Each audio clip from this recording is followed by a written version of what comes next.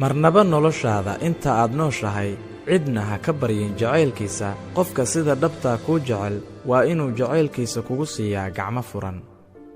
ogow, qof haddii ay su'aalo ku weydiiso waxay ka dhigan tahay inay ku danayso. haddii ay ku danaysana waxay ka dhigan tahay inay ku jeceshahay.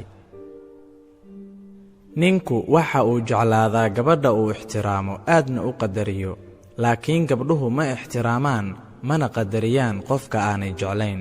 laga yaabee middan inaad iiga fikir duwan tihiin.